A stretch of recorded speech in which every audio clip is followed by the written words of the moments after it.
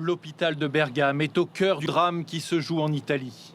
800 lits en thérapie intensive, tous occupés, et des patients chaque jour plus nombreux avec le même diagnostic. Des difficultés respiratoires.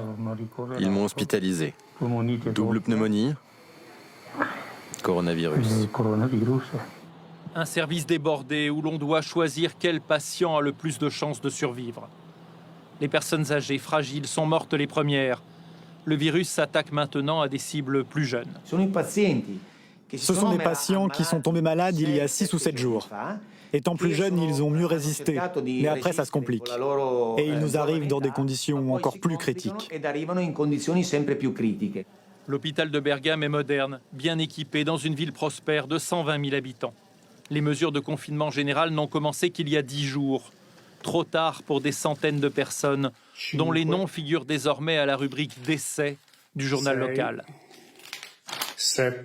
Au total, 10 pages par jour avec chacune 20 photos. C'est 15 fois le nombre de décès observés sur la même période l'an dernier. On va devoir attendre 2 à 3 semaines avant que mon père soit incinéré. L'agence de pompes funèbres qui s'occupe de nous a fermé 63 cercueils rien qu'aujourd'hui. Et c'est une seule entreprise. Les corps attendent dans des églises que des funérailles puissent être organisées, mais même les prêtres manquent à l'appel. 6 d'entre eux sont décédés. Et lorsque les cérémonies peuvent se tenir, c'est sans la présence des familles. La France suit